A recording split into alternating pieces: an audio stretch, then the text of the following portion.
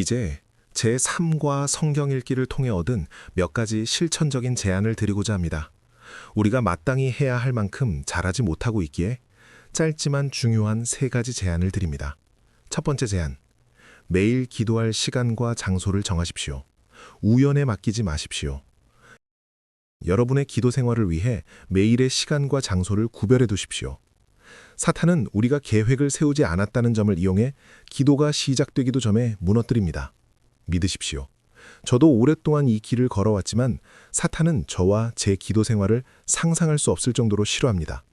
얼마나 많은 좋은 일들이 기도를 방해하는지 모릅니다. 죄가 기도를 막는 것이 아닙니다. 오히려 의로운 일들이 기도를 막습니다. 거룩한 이메일에 답장을 하거나 기도할 만한 관련 뉴스를 하나 더 찾아보는 것 같은 일들 말입니다. 우리를 기도하지 못하게 하는 것은 악한 것이 아니라 좋은 것들입니다. 사탄은 매우 교활합니다.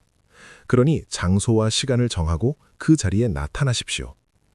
두 번째 제안, 성경 읽기와 기도를 결합하십시오. 성경에서 읽은 내용을 기도로 바꾸십시오.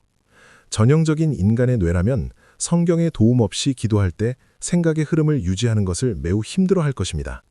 성경 없이 10분만 기도해 보십시오. 여러분의 생각은 금방 블라인드 위에 쌓인 먼지로 옮겨가 있을 것입니다.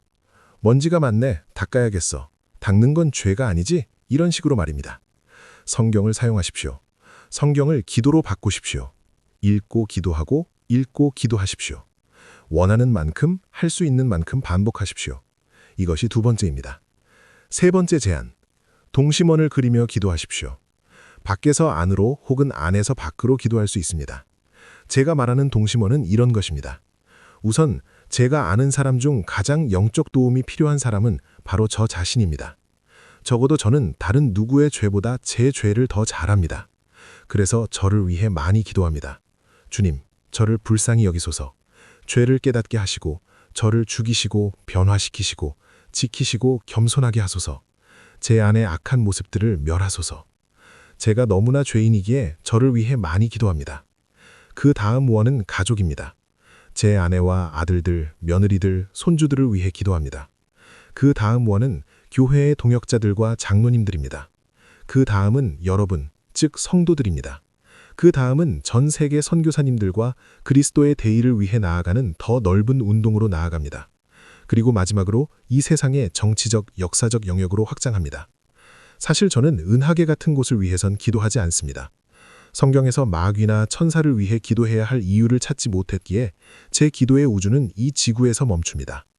어느 방향으로 기도하든 모든 동심원의 중심에는 하나님을 두어야 합니다. 모든 원의 핵심은 이름이 거룩히 여김을 받으시오며 나라의 임하옵시며 뜻이 하늘에서 이루어진 것 같이 땅에서도 이루어지이다가 되어야 합니다. 그 후에야 비로소 오늘 우리에게 일용할 양식을 주옵시고 라고 간구하는 것입니다. 하나님의 이름, 나라, 뜻이 모든 원의 중심에 있어야 합니다. 기도는 율법이 아니라 생존을 위한 의무입니다. 솔직히 말해 우리 그리스도인들은 기도를 잘하지 못합니다. 베들레헴 교회에서 설문조사를 해봐도 결과는 참담합니다. 기도를 별로 하지 않습니다. 식사 때 기도하거나 어려운 회의에 들어가기 직전에 잠깐 속삭이거나 자기 전에 형식적으로 하는 정도입니다. 기도를 위해 상당하고 규칙적이며 훈련된 시간을 따로 떼어놓지 않습니다. 그러면서 의아해합니다. 왜 내 믿음은 약할까? 왜 내 소망은 희미할까? 왜 그리스도를 향한 내 열정은 작을까? 그러는 동안 사탄은 여러분의 귀에 대고 이렇게 속삭입니다. 목사가 이제 율법 주기로 흐르고 있네. 죄책감을 자극하고 율법을 들이대고 있어. 저는 그런 사탄의 파괴적인 거짓말에 대해 사탄아 지옥으로 가라 라고 말하고 싶습니다. 규칙적이고 훈련된, 간절하고 그리스도께 의존하며 하나님께 영광 돌리는 기쁨의 기도가 의무나 훈련입니까? 네, 그렇게 부를 수도 있습니다. 하지만 그것은 스쿠버 다이버가 물속에 들어가기 전에 공기통을 매는 것과 같은 의무입니다. 조종사가 관제사의 말을 들어야 하는 것과 같고 전투 중인 병사가 총을 닫고 장전해야 하는 것과 같은 의무입니다. 배고픈 사람이 음식을 먹고 목마른 사람이 물을 마시고 귀머거리가 보청기를 끼고 당뇨 환자가 인슐린을 맞는 것과 같은 의무입니다. 사탄은 규칙적으로 시간을 정해 기도하는 것을 율법주의라고 설득하며 여러분을 죽이고 있습니다. 저는 그런 사탄이 너무나 싫습니다. 여러분이 밥을 먹고 잠을 자고 인터넷을 사용하는 것만큼이나 규칙적으로 기도하는 것이 왜 율법주의입니까? 하루 3번 밥 먹는 게 율법주의입니까? 사탄은 자신이 얼마나 쉽게 그리스도인들을 쓰러뜨릴 수 있는지 비웃고 있습니다. 여러분, 이제 사탄을 똑바로 보고 이렇게 말하십시오. 나는 더 이상 어린애가 아니다. 나는 매일 나의 왕과 대화해야만 하는 절박한 죄인이다.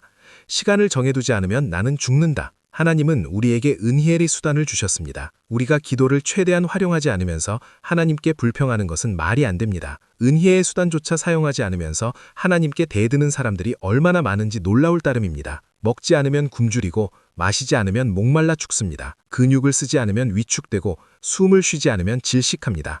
육체적 생존 수단이 있듯이 영적인 은혜의 수단이 있습니다. 아주 단순합니다. 여러분 중 너무나 많은 이들이 숨 쉬지 않고 먹지 않고 마시지 않고 운동하지 않으면서 인생을 살아가려 합니다. 그러면서 무엇이 잘못되었는지 의아해합니다.